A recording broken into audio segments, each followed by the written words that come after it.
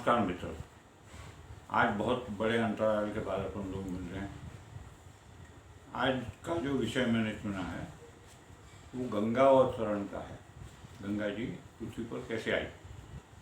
तो इसके लिए कई सारे पुराण, कई सारा ये सारा पढ़ने के बाद जो बात सामने है कि राजा सगर के दिमाग में ये बात आई।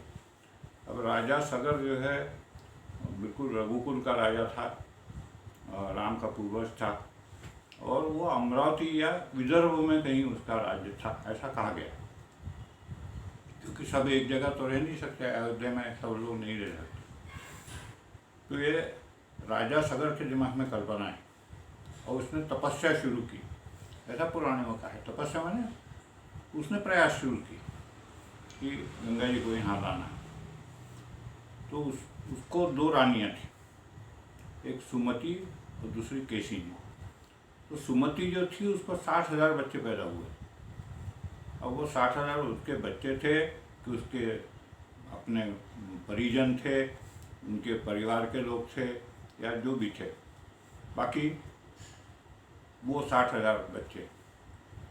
फिर इधर जो है राजा सगर का बेटा जो है असमंजस करके था।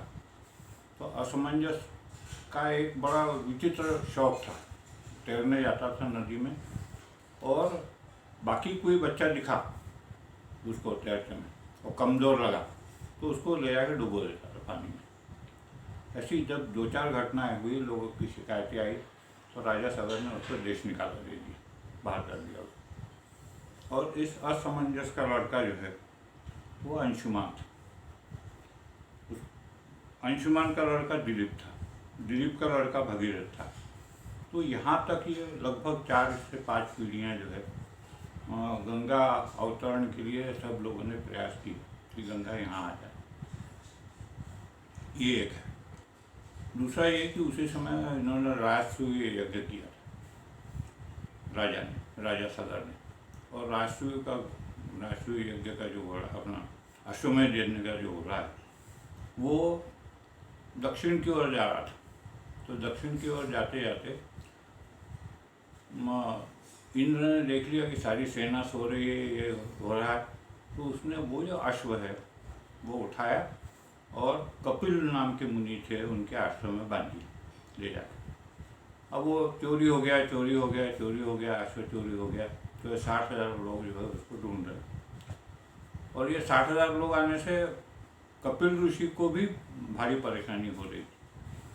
तो अब वो कोई पाताल में तो नहीं ले गया घोड़े को, ये तो नहीं, इसलिए उन्होंने गैती फावड़ों से खोदना चालू किया, ऐसा वर्णन आता है। अब गैती फावड़े से खोदना चालू किया कि पाताल तक हम रास्ता बनाएंगे और वहाँ अश्व होगा तो ये करेंगे। अब ये इनका कार्य चल ही रहा था। उतने में वो कपिल मुनि को दिखा कि अश्वमेध का घोड़े यहाँ किसने बांध दिए, किसने शरारत की। तो उसे लगा कि ये 60,000 लोग जो आए हुए हैं इनकी कोई बदमाशी। तो उन्होंने उठा के शाप दे दिया कि तुम सब भस्म हो जाओगे, और भस्म हो भी गए। अब उनके उद्धार के लिए तो कम से कम गंगा आए, ऐसा ये है। वैसे मैं आपको एक बात बता दूँ कि किसी डैम से जब नहरें निकालनी होती है तो नहर जहाँ पहुँचती है, जहाँ पहुँचानी है आपको, वहाँ से उल्टी तरफ से खोदने का काम प्रारंभ होता है। तो मुझे कई बार ये लगता है कि ये जो 60,000 लोग जो गए थे, गैती फावड़े लेके गए थे अपने साथ में, और वो खोद रहे थे तो कहाँ मिलाना है गंगा जी को सागर में, उसका वो प्रयास चल रहा था। और उधर से खोदना चालू हुआ और प्रोजेक्ट चालू हो गया था, मतलब एक तरह से देखा जाए।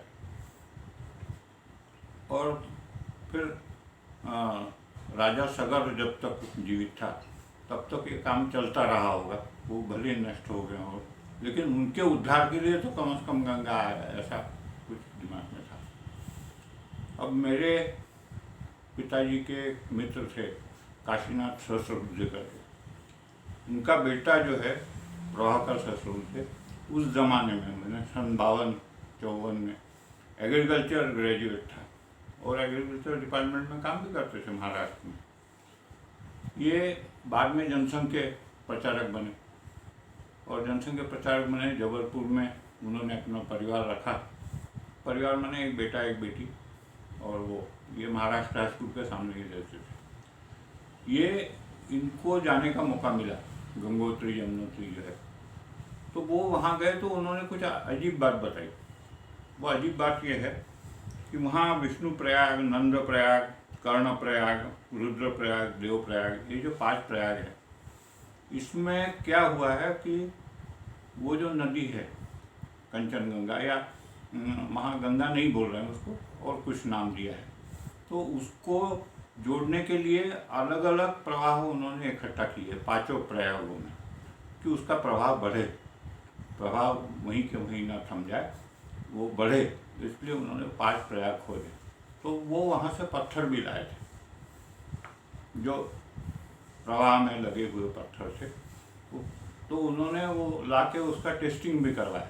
तो उससे ये पता पड़ा कि वो ऐसा एक अलॉय था कि जो पानी से नहीं घिसता था, उल्टा पानी को शुद्ध करने वाला अलॉय था। उसमें चांदी भी थी, तांबा भी था, जो भी थे उसमें, इसलिए वो गंगोत्री का पानी हम ले आते हैं और वो सालों साल खराब नहीं होता है। या ये जो है वो कल्पना शायद वहाँ से आई। तो उन्होंने मुझे सारा वृत्तांत बताया, वो उसके नमूने भी दिखाए, और उन्होंने कहा मैं इस पर खोज कर रहा हूँ।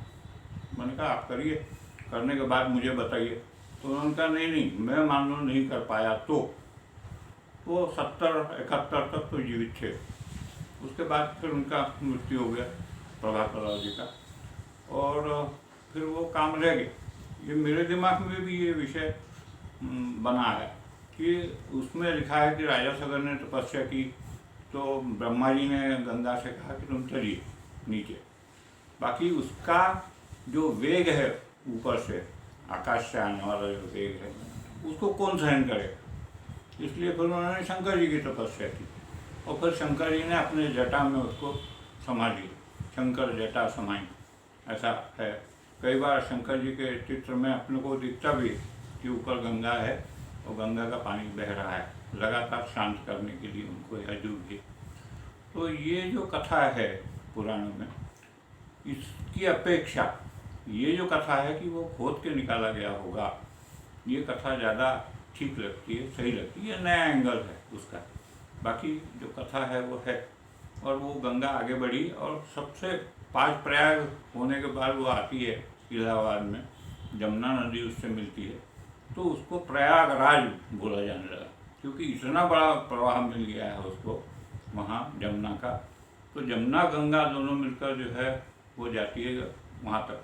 तो वो बीच में अब जब प्रवाह चालू हुआ होगा, तो नहर जब चालू होती है कोई भी, तो साथ में जीप लेके इंजीनियर लोग ये जाते हैं कि वो हमने खोदा ठीक है, बाकी उसमें भी टोपोग्राफी इतनी थोड़ी देखी जाती है मजदूरी में कि इधर उधर ना जाए।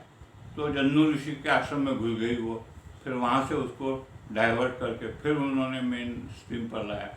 इसलिए कहीं जाह्नवी कहलाती है वो, कहीं कंचनगंगा कहलाती है, कहीं कुछ कहलाती है। बाकी प्रयाग के बाद जो है उसका स्रोत जो है लगातार चलता है, वो समुद्र से जाके मिलता है। इतनी कथा बताएंगे थी। नमस्कार।